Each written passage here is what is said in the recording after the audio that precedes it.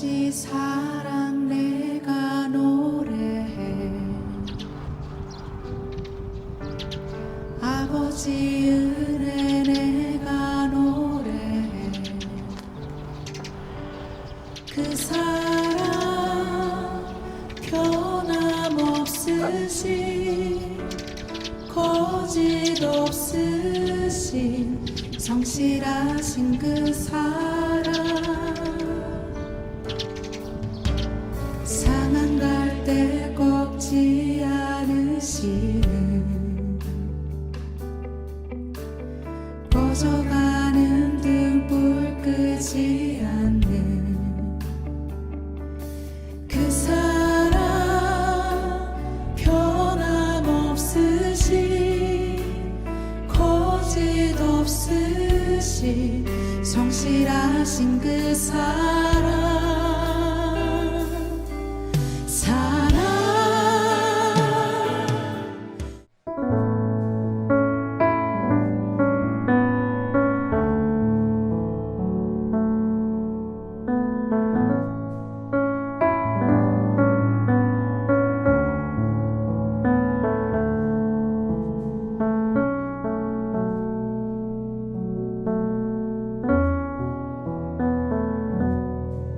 이러므로 우리에게 구름같이 둘러싼 허다한 증인들이 있으니 모든 무거운 것과 얽매이기 쉬운 죄를 벗어버리고 인내로써 우리 앞에 당한 경주를 하며 믿음의 주요 또 온전하게 하시는 이인 예수를 바라보자.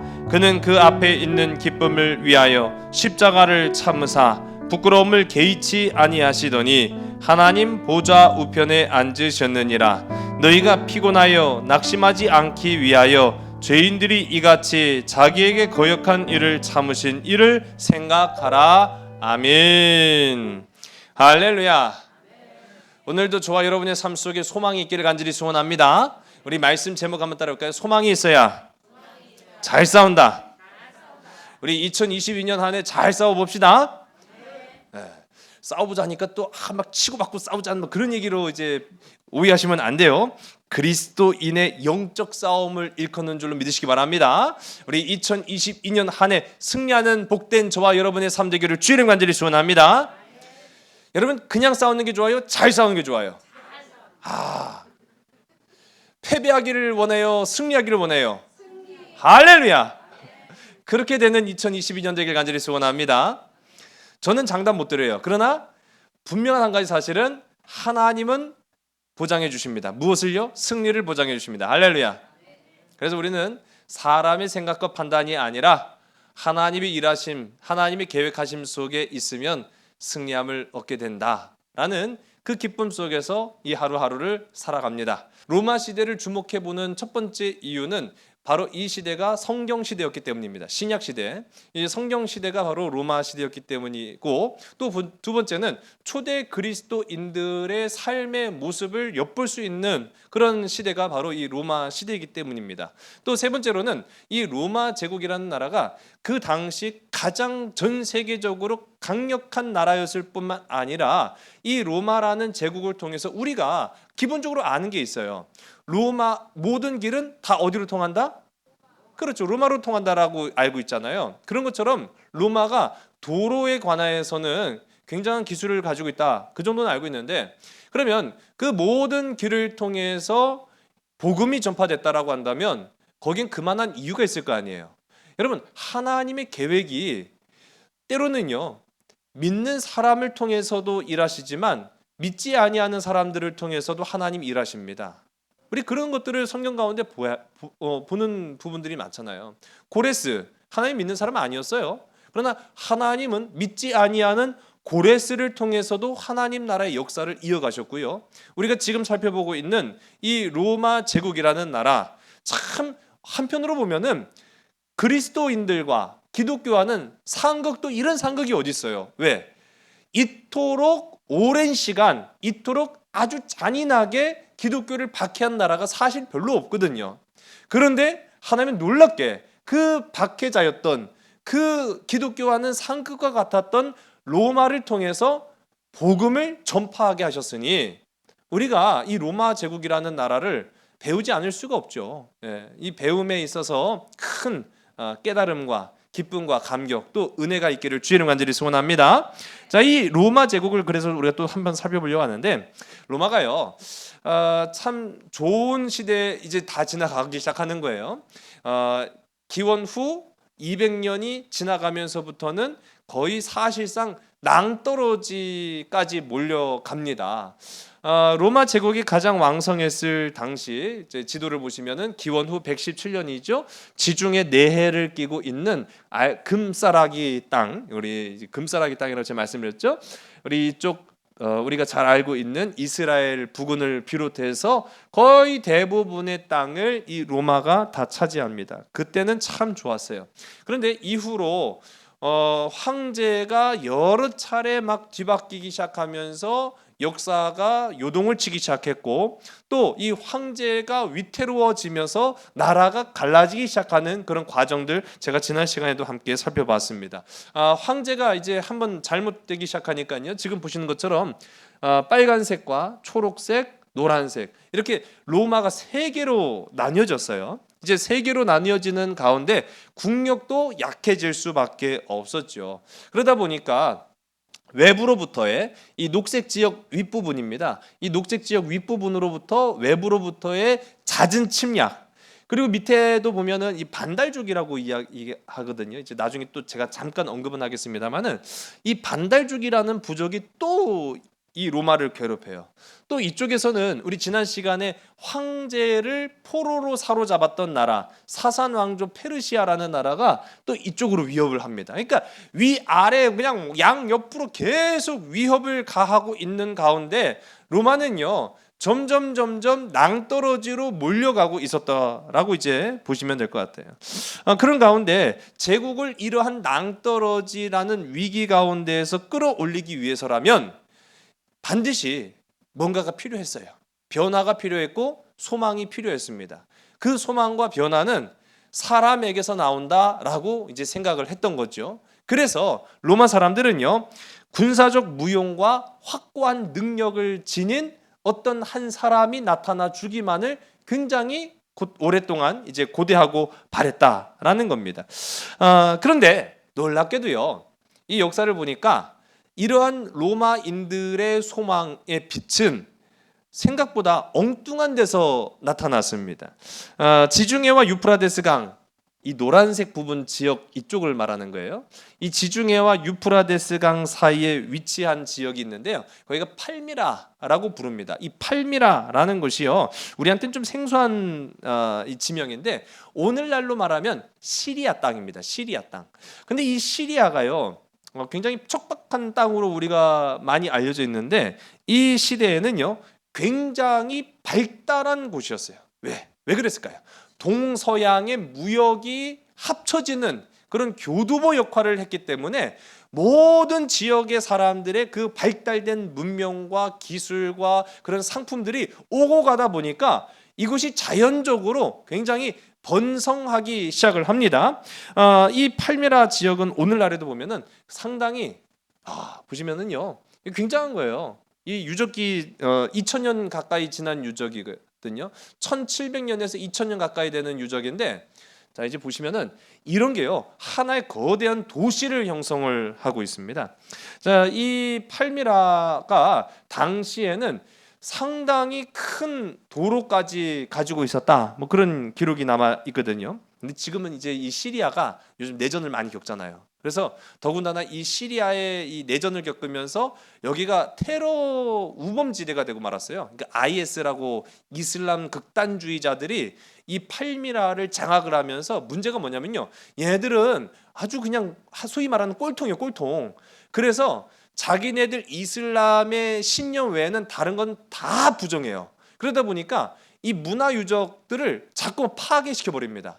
이런 것들이 우상이 되어서는 안 된다. 언제 우상했대요? 근데 이제 걔네들은 이런 것들조차도 우상의 한 요소라고 생각을 해서 이런 유적들을 자꾸만 파괴시켜 버려요. 어쨌든 바로 그 지역이 이제 팔미라입니다. 이 여기에 이 셉티미우스 오데나투스라는 이 아랍 출신의 귀족이 그동안 이 로마를 끊임없이 괴롭혔던 이 사산 왕조 페르시아를 물리쳐내요. 어떻게 보면은 뭐 로마의 편에 섰다라고 할 수도 있지만 자기의 권력 강화를 위해서 어쩔 수 없이 사산 왕조 페르시아를 물리친 거나 다른 바가 없거든요. 마치 우리가 이제 과거에 이 여진족이라든지 오랑캐라든지 자꾸 이렇게 나라를 침략하니까 몰아냈잖아요. 그런 것처럼 이 팔미라도 사산 왕조 페르시아하고 딱 붙어 있다 보니까 우리가 사산 왕조 페르시아 편을 들 거냐 아니면 붙어 있는 로마 편을 들 거냐라고 생각하다가 이 오데나투스라는 이 아랍의 귀족이 우리는 로마의 편에 서자, 그렇게 해서 사산 왕조 페르시아를 몰아냅니다. 그러니 그동안 골치 아팠던 이 로마 입장에서는 너무너무 고마운 거예요. 너무너무 고맙죠. 안 그래도 나라가 세 조각이 나가갖고 이거 정신이 없는 와중에 아니 그쪽 하나의 문제를 해결해 주니까 얼마나 반갑고 고맙겠습니까?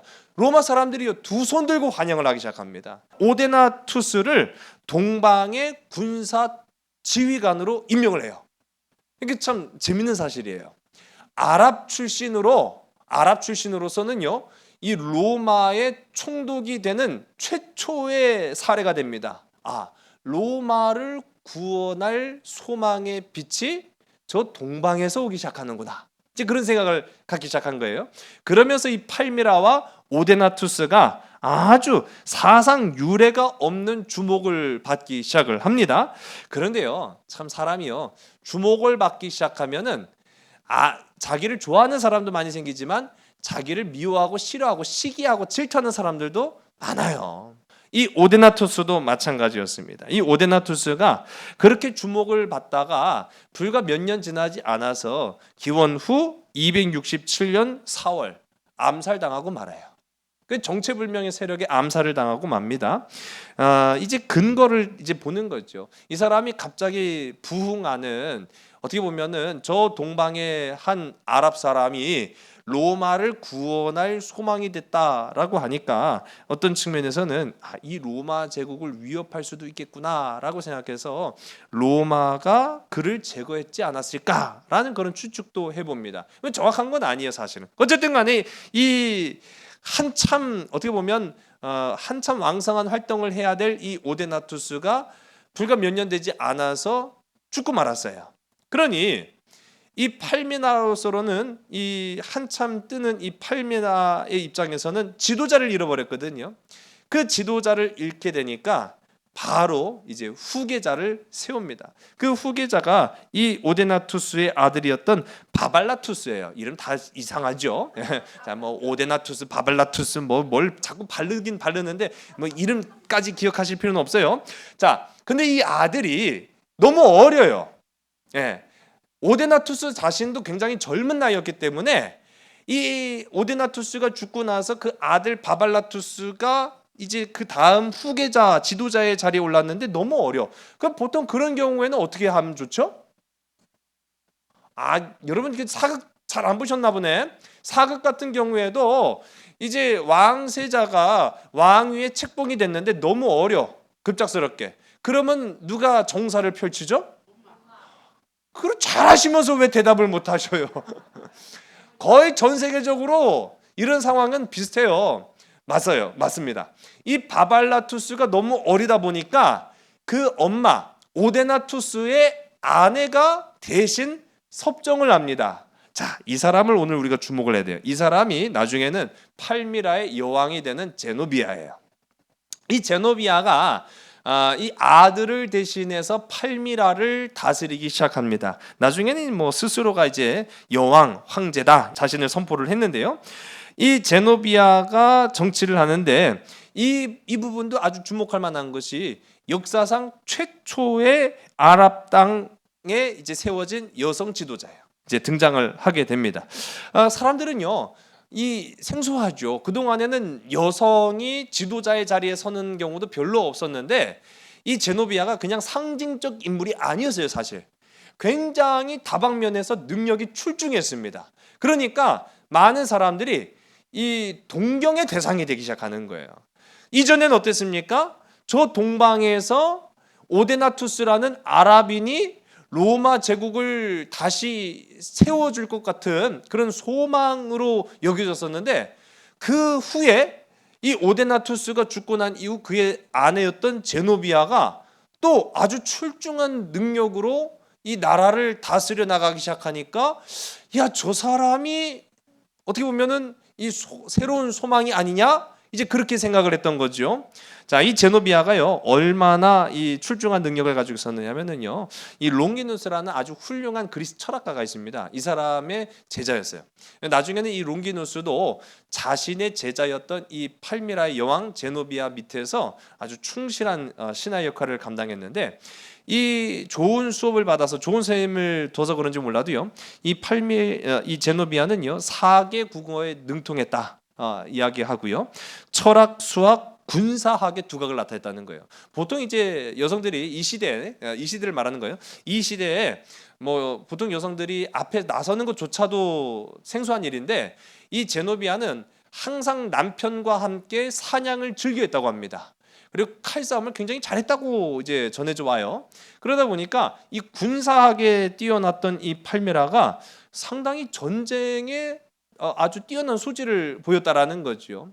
그래서 이 제노비아를 중심으로 해서 팔미라가 아주 강력한 국가를 형성해 나아갑니다. 그런데 이 제노비아가요, 강력한 국가를 형성해 나아가면서 꿈이 하나 생겼어요. 그 옛날부터 이 자신의 스승, 이 그리스 철학자였던 이 롱기누스로부터 역사를 배우잖아요. 그 역사를 배우는데, 제가 이전에도 계속 말씀드렸어요. 페르시아도 그랬고 또 이제 바벨론도 그랬고, 이 제국이 거대해지면서 항상 그 고대 근동 시대에 제국으로 어떻게 보면은 발돋움하고 또 자리매김하기 위해서는 반드시 어떤 나라를 점령해야 돼요. 맞아요. 애굽이에요. 그러니까 애굽은 상당히 5,000년 이상 이제 빛나는 역사를 가지고 있는 강력한 국가 중에 하나였잖아요. 제국은 아니었지만은 어쨌든 간에 이 애굽에 대한 얘기를 너무 많이 들었어요, 이 제노비아가. 그러니까 애굽의 통치자가 되고자 하는 그런 열망이 안에 있었어요. 내가 애굽을 좀 통치했으면 좋겠다. 그런데 팔미라에서 애굽까지는 상당히 거리가 멉니다. 그런데 이 애굽에 대한 굉장한 열망을 갖고 있다 보니까 안 되겠다. 우리가 이렇게 생각만 하지 말고 실제로 전쟁을 해서라도 저 애굽을 우리 손아귀에 넣자. 그렇게 이제 계획을 세운 거예요. 그래서 군사를 이끌고 나일강으로 진격을 합니다. 자, 결과는 어떻게 됐을까요? 맞아요. 점령을 해요.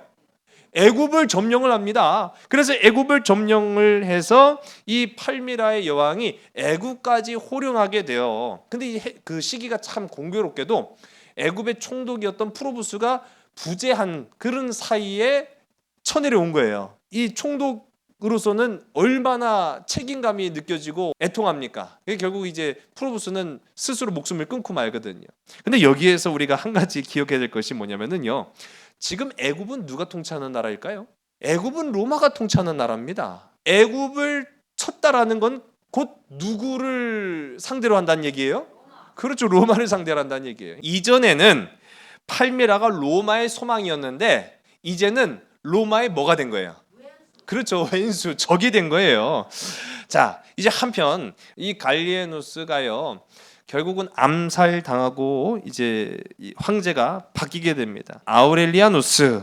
아우렐리아누스라는 이름이 좀 긴 왕이에요. 자, 이 사람이 황제로 추대되는데, 이 사람은요, 뭐 이제 그림에서 보는 것처럼 아주 이렇게 진짜 군인처럼 이렇게 생겼어요. 자, 보면은 정겹거나 인간적인 면에서는 또 한편으로 또 정치적인 감각에서는 부족했지만 전쟁에 있어서만큼은 탁월한 능력의 군인 황제였다라는 그런 이제 평가를 받습니다. 그런데 이 아우렐리아누스가 아무리 군인 출신의 황제였다고 해서 싸움을 무조건 좋아하냐? 아니에요. 이 진짜 군인은 언제 싸워야 될지, 언제 싸움을 하지 말아야 될지를 아는 사람이 진짜 능력 있는 군인이거든요. 그래서 지금 한참 잘 나가는 팔미라의 여왕 제노비아가 애굽을 차지하고 있어요. 자신들이 적이 돼버리고 만 거예요. 자, 지금 이 아우렐리아누스, 새로 등극한 이 군인 출신의 로마 황제가 제노비아와 싸워야 되겠습니까? 싸우지 말아야 되겠습니까?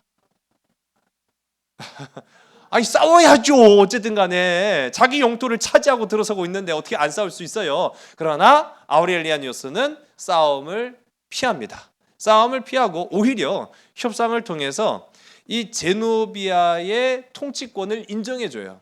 네, 네가 동방을 다스려라 라고 인정을 해줘요. 지금 문제는요, 사실 이 제노비아만이 아니기 때문인 거예요. 위로부터 뭐 이제 고트족, 또 밑으로는 반달족 해갖고 수없이 많은 외세의 그런 세력들이 어디까지 지금 침투해 들어왔냐면은요, 로마 시내까지 들어온 거예요. 이게 굉장히 큰 문제거든요. 국경을 넘는 거는 예사고요. 이젠 로마 시내까지 침범해 들어오기 시작하니까 이 아우렐리아누스 황제 입장에서는 지금 당장 바깥 일이 문제가 아니라 집안 단속부터 해야 된다라는 아주 시급한 문제 가운데 서 있게 됩니다. 자, 그래서 이 로마를 보호하기 위해서 성벽을 쌓습니다. 놀라운 한 가지 사실을 우리가 알게 되는 거예요. 그동안에는 로마를 둘러싼 성벽이 없었다는 얘기죠. 맞아요. 우리가 이제 보시면 아시겠지만 옛날에 우리 해미 같은 경우도 해미읍성 성이잖아요. 성. 아마 옛날에는 그 성 안에 주거 형태로 이제 많은 사람들이 살기도 하고 그랬을 거란 말이에요.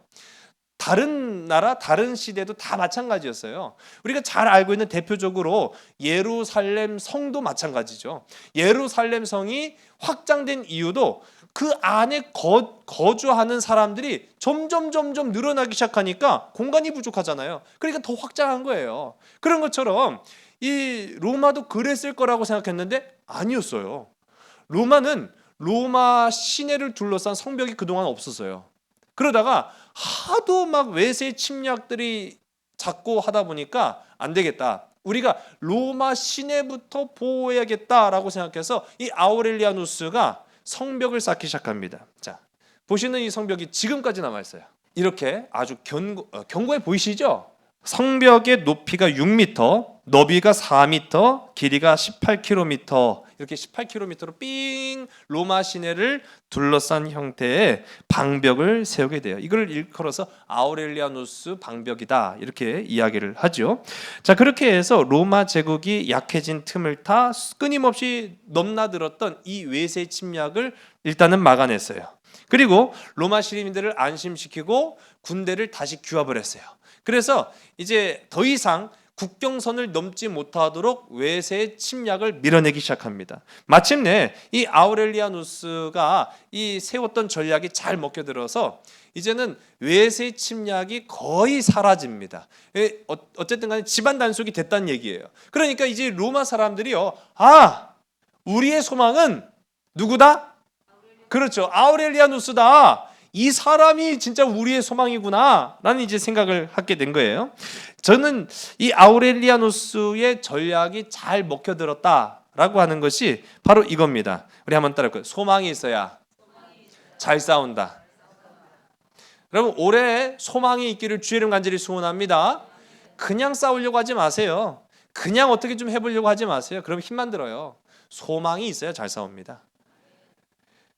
제가 군대 얘기를 해서 좀 죄송합니다만은, 군대 간 사람들은 맨날 뭐만 쳐다보고 있을까요? 그렇죠, 달력만 쳐다보고 있는 거예요. 만일 달력만 쳐다보고 있는데, 저 군대 갔더니 그러더라고요. 야, 넌 제대할 날이 안 보일 거다, 막 그렇게 얘기를 하더라고요. 안 보여, 진짜. 처음 간 사람이 어떻게 보이겠습니까? 몇 년 이제 지나야 보이기 시작하는데, 그런 것처럼 끝이 안 보이면은 절망하게 되는 거죠. 그런데 이제 내가 가야 할 목적, 내가 이룰 그 목표가 눈에 보이기 시작하면은요, 힘이 막 불꽃불꽃 솟아나는 거예요.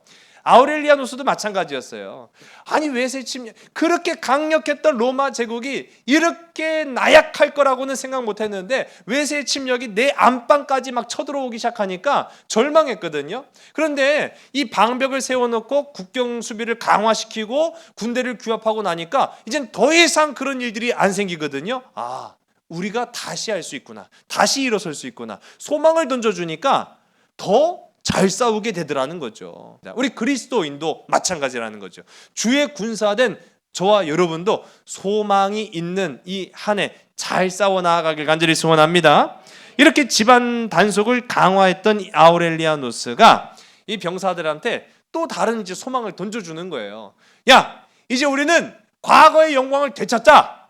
이제 우리가 이전의 로마로 돌아가자라고 하니까요. 전에는 절대로 불가능할 것 같았던 이 로마 병사들이 정말 할 수 있을 것 같거든요. 와 하고 이제 단합이 되기 시작합니다. 자, 그렇게 단합이 된 이 아우렐리아누스와 로마의 군사들, 그들이 이제 향한 발걸음은 어디로 가야 될까요? 그렇죠, 맞아요. 그러니까 아주 전략이 기가 막히게 먹혀 들어갔던 거예요. 이전에 아마도 저 이상한 여자네, 아니 우리나라를 그냥 막 제 집 드나들듯이 드나들더니 딱 차지하고 있는 거예요. 그러면은 그냥 감정적으로 야 우리 저 애국부터 치자 그렇게 했으면은요 앞뒤 할 것 없이 공격당해서 아마 정신이 없었을 텐데, 이 전략상 우리는 너희랑 안 싸울게, 너희가 그 동방을 다스려라 하면서 아예 통치권을 딱 부여를 해줘요. 그러니까 이들이 점령군으로서 애굽을 막대한 것이 아니라 우리가 영원히 이 애굽을 다스릴 거라고 생각하니까 어떻게 했을까요? 그렇죠. 더 잘 다스렸겠죠. 더 잘 가꾸고 더 잘 다스리고 막 했단 말이에요. 그렇게 방심한 틈을 타서 이제 힘을 모은 이 아우렐리아누스가 자 이제 우리가 때가 됐다. 우리 애굽으로 가자. 애굽으로 건너갑니다. 애굽으로 건너가서 단숨에 애굽을 차지해버려요. 그러니까 이 팔미라의 여왕이었던 제노비아가 깜짝 놀라요. 애굽 이 로마의 능력을 과소평가했었거든요. 이 로마가 이빨 빠진 호랑이인 줄 알았더니 호랑이는 호랑이더라고요. 그래서 다급하게 다시 팔미라로 도망을 칩니다. 다급하게 다시 팔미라로 도망치는데 여기에서 멈추지 않고 아우렐리아누스의 군대는요 쭉쭉 진격해서 팔미라까지 당도해요. 자, 그런데 문제는 뭐냐면요, 요즘의 전쟁과 달리 과거의 전쟁은요 병사들이 오로지 걸어서 가야만 했습니다. 지휘관들만 타고 가죠. 병사들은 다 걸어서 가야 돼요. 근데 그 걸어서 가야 되는 거리가 1000km, 2000km다. 사람이요 싸우기도 힘든데 걸어서 가야만 해요. 그리고 심지어는 먹을 음식 자신들이 다 알아서 조달해야 돼요. 음식이 떨어지면은요 그냥 굶고 싸우는 거예요. 그러니 이게 얼마나 힘든 전쟁이겠습니까? 한 달이 될지 두 달이 될지 6개월이 될지 1년이 될지 모를 그런 싸움을 계속 해 나아간다라는 건 결코 쉬운 일이 아니에요. 그래서 지휘관의 능력도 거기에 있는 거거든요. 팔미라에 도착한 것까지는 딱 좋은데 물이 떨어진 거예요. 아까 말씀드렸죠. 이 팔미라는 아주 사막 지역입니다. 사실 그렇게 비옥하고 좋은 환경은 아니거든요. 그런 곳에 물을 어떻게 찾겠어요? 물이 일단 떨어지고요. 음식이 떨어지게 된 거예요. 이 팔미라 입장에서는 야 이거 괜찮다라고 생각을 했어요. 싸워볼 만하다. 그래서 2번 전쟁을 해요. 이 제노비아가 군사들을 이끌고 힘이 다 빠져버린, 그래서 먹을 음식도 마실 물도 없는 이 로마 군사들을 상대로 2번 싸웁니다. 자, 어떻게 됐을까요? 2번 다 져요. 아니 먹지도 못하고 마시지도 못하고 수천 킬로미터를 걸어온 이 로마 병사들을 감당을 못하는 거예요. 이유가 뭘까요? 그렇죠. 그들은 소망이 있었기 때문인 거예요. 먹을 것도 없고 마실 것도 없는데 소망이 있으니까 그렇게 잘 싸워서 2번의 전쟁을 다 연거푸 이겨냅니다. 그러니까요 이제 팔미라의 여왕 이 제노비아가 아이고 야 이거 안 되겠다. 성문을 꼭 걸어 잠그고 마침내 야 이거 안 되겠다. 도망가자. 도망을 갑니다. 야반도주를 했어요. 이 야반도주를 해서 이전에 자기 남편이 물리쳤던 사산 왕조 페르시아한테 도움을 청하려고 유프라테스 강을 건너려고 하는데 거기에 이제 로마의 군사들한테 딱 덜미가 붙잡히는 거죠. 이 여왕의 몸에 걸친 금은 보화들이 너무 무거워서 걸리적거렸답니다.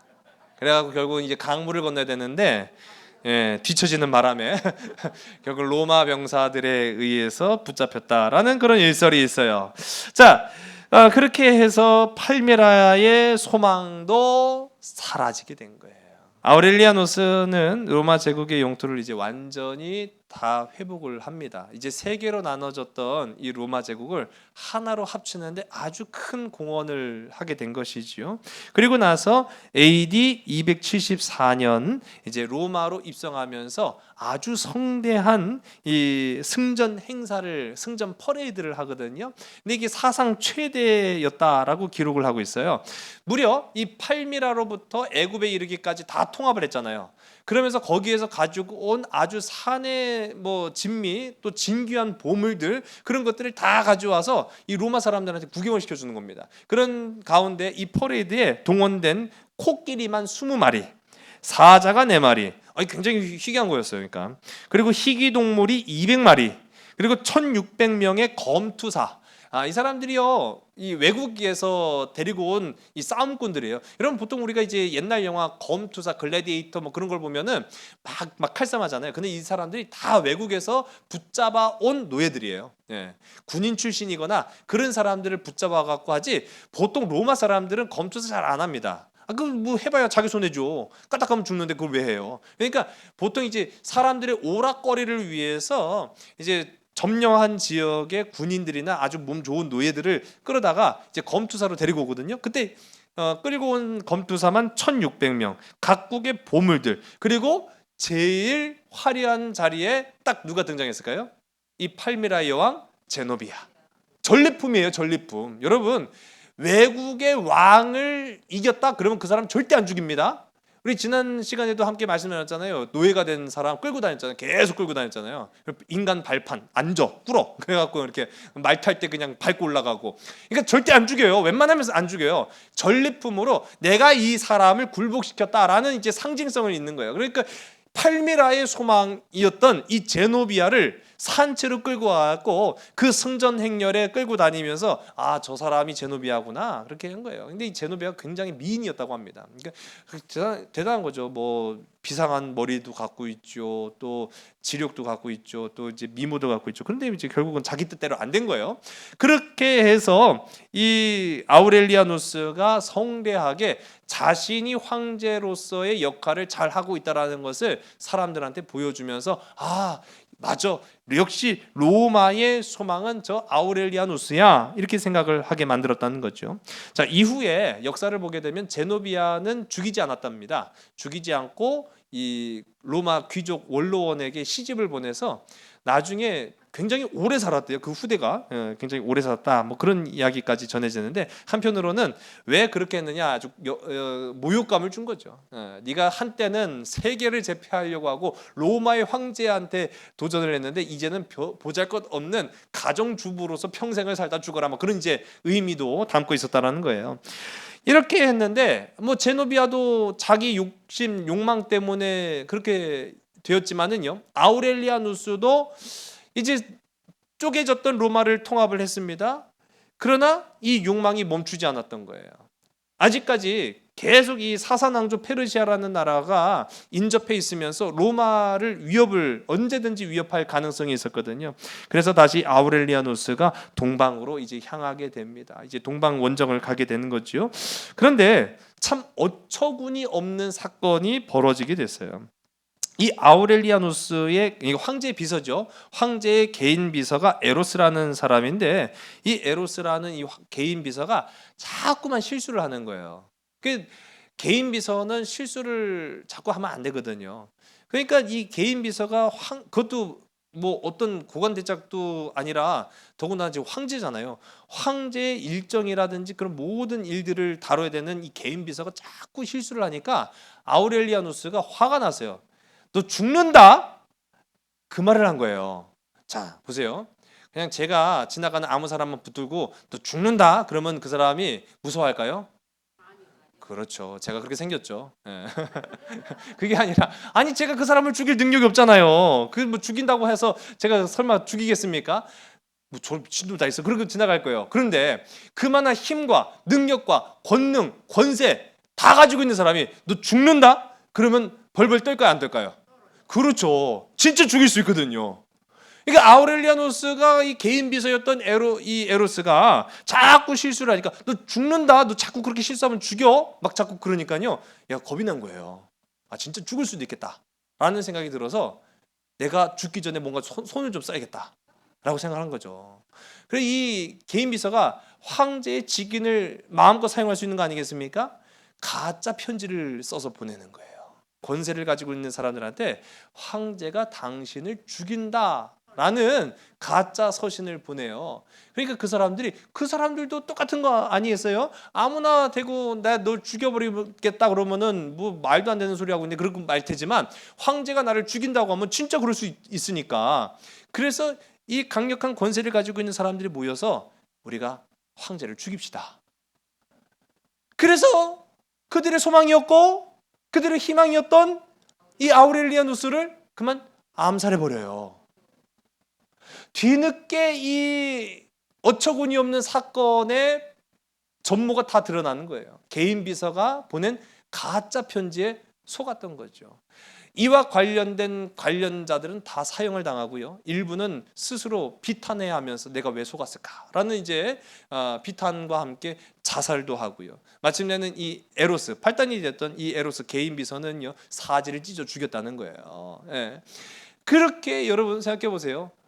로마를 다시 일으킬 줄로 알고 여겼던 이 로마의 빛이 그렇게 사라져버리고 만 거죠. 소망의 빛을 잃은 로마는 여전히 소망을 찾아 헤맵니다. 그리고 그들이 찾은 소망 중에 하나가 그들이 섬기는 신이었어요. 여러분, 로마가 이후에는 황제도 물론 섬겼지만 누구를 섬겼다고 제가 말씀드렸죠? 그렇죠. 태양을 섬기는 거예요. 이 태양신을 여러분 생각해 보세요. 태양은 우리를 비춰주는 존재 아니겠습니까? 그러니까 빛을 잃은 사람들에게 이 빛을 상징하는 태양만큼이나 아주 대단한 존재가 어디 있었을까요? 그러니까 더욱 많은 사람들은 태양신을 숭배했습니다. 그리고 또 다른 누군가가 우리를 소망의 빛으로 인도해 줄 거라고 여겼지만 다 번번이 실패로 돌아가고 마는 그런 모습들을 발견하게 되는 거예요. 그러나 정작 이제 우리 정말로 중요한 부분이에요. 왜 우리가 로마를 보느냐 하면은요, 정말 중요한 것은 이미 그들 안에 소망의 빛이 들어와 있다라는 사실을 그들은 아직 깨닫지 못하고 있었다라는 거예요. 바로 그 소망이 누굽니까? 그렇죠. 예수 그리스도라는 참된 소망의 빛을 아직은 몰랐던 거예요. 여러분, 예수 그리스도의 빛이 점점 퍼져나가게 되는 줄로 믿으시기 바랍니다. 저는 바라기는 2022년 한 해 가운데에서도 저와 여러분의 삶 속에 예수 그리스도로 인한 소망의 빛이 저와 여러분의 삶 속에 점점 퍼져나가기를 주의 이름 간절히 소원합니다. 여러분, 다른 세상 소망은요, 힘으로 어떻게 될 것 같은데 안 돼요. 다른 세상의 소망은요, 권력과 권세와 가진 이 물질로 어떻게 될 것 같은데 안 돼요. 한계가 있어요. 근데 예수 그리스도라는 이 소망의 빛은요, 우리에게 권력도 또 힘도 또는 물질도 사실은 아닌 것 같아요. 그런데 이 예수 그리스도의 소망의 빛이야말로 그 누구도 꺾을 수 없는 참된 진리이며 기쁨인 줄로 믿으시기 바랍니다. 그들이 정말 찾았던 소망의 빛은 아우렐리아누스도 아니었고 팔미라의 여왕 제노비아도 아니었어요. 바로 예수 그리스도였다라는 것을 이제 조금씩 로마인들도 깨달아가기 시작했다라는 사실입니다. 우리 오늘 본문의 말씀이에요. 우리 히브리서 12장 1절서부터 우리 3절까지의 말씀을요, 우리 성경을 보시고 우리 함께 우리 읽어보도록 하겠습니다. 시작. 이러므로 우리에게 구름같이 둘러싼 허다한 증인들이 있으니 모든 무거운 것과 얽매기 쉬운 죄를 벗어버리고 인내로서 우리 앞에 당한 경주를 하며 믿음의 주요 또 온전하게 하시는 이인 예수를 바라보자. 그는 그 앞에 있는 기쁨을 위하여 십자가를 참으사 부끄러움을 개의치 아니하시더니 하나님 보좌 우편에 앉으셨느니라. 너희가 피곤하여 낙심하지 않기 위하여 죄인들이 이같이 자기에게 거역한 일을 참으신 일을 생각하라. 아멘. 여러분, 허다한 증인, 구름 같은 허다한 증인이 있다라고 이야기하죠. 무엇을 말하는 겁니까? 바로 소망의 증인들을 말하는 거예요. 고난 속에서도 주님을 끝까지 의지한 로마 안의 그리스도인들을 일컫는 말이기도 합니다.